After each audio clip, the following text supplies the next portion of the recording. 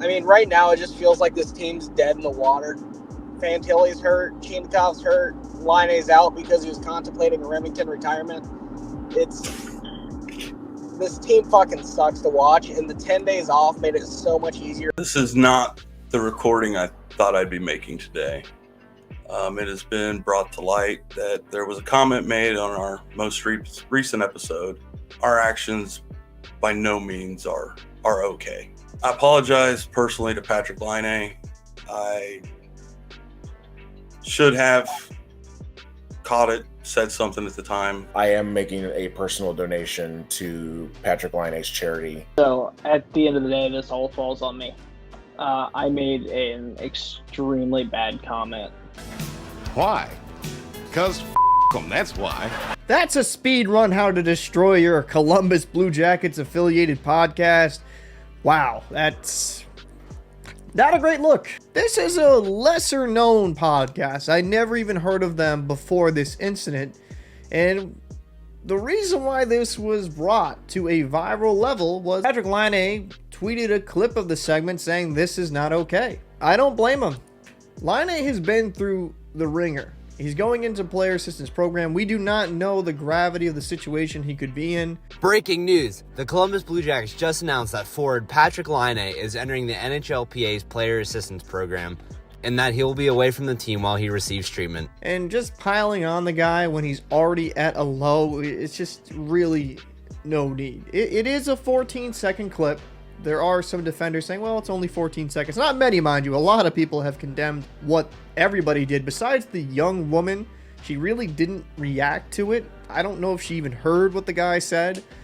But everyone's getting a lot of for their lack of saying, like, hey, dude, that's not okay. Because the guy that made the comment, not a good look by any stretch of the imagination. But the laughter and nobody really condemning it after the fact, yeah, not the greatest look for that podcast. And for a channel of about had 32 subscribers, this is a rough start to your YouTube career. This is going to be very hard for them to come back from.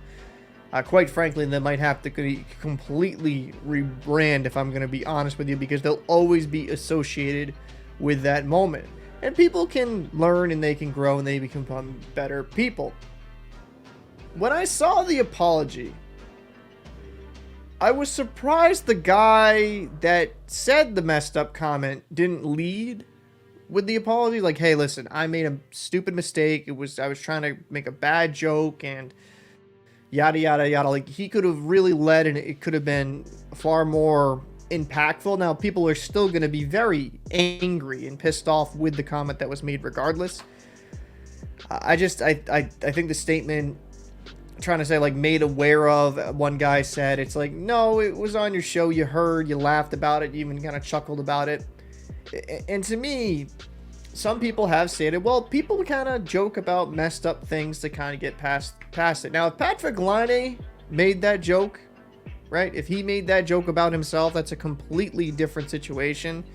When you have somebody coming from an outside perspective and joking about something as serious as that about another human being, it's different. And I'll say this, I've been through a lot of stuff health-wise, like where it was looking bleak, and just be honest with you, comedy and dark humor is how I get through a lot of things. Like, oh, at least I didn't wake up in a body bag today, like when I was going through procedures and things like that. Like, oh, hey, I'm still kicking. Now, mind you, my family would get pissed.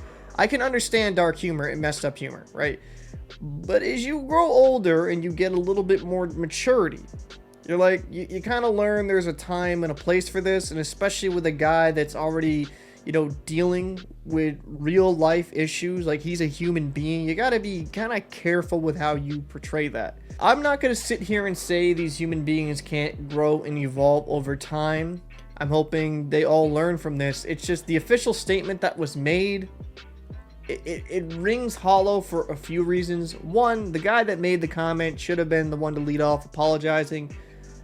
Secondly, I think some of the lack of accountability, saying, well, we were made aware of it and yada, yada, yada. It's like, no, you kind of knew what was going on. I saw some, and I can understand it because they are getting a ton of crap thrown about them. And I mean, justifiably, because of this whole scenario. I think if I'm going to be very honest, if I was to give them any advice in this situation, scrap the podcast, rebrand altogether. You cannot have your brand affiliated with this. It's going to be very hard to come back from, because if you're a Blue Jackets podcast and Blue Jacket fans hate that particular name of that podcast, it is going to be a long and tough journey to really win back that fan base. And I hope everybody involved evolves, continues to better themselves, and things like that. But hats off to the young woman. She didn't really react, didn't think it was funny, understood the gravity of the situation. I'm hoping people don't give her much guff, because I really thought she handled herself well. Let me know what your thoughts are down below in the comment section. Like, what did you think of the situation? Do you think is the appropriate reaction what they're getting? How many people are kind of shouting them down, kind of not taking this very lightly, or do you think it's overblown? I'd like to know your thoughts down below in the comment section. I'm Paul from TSP. I'll see you in the next one.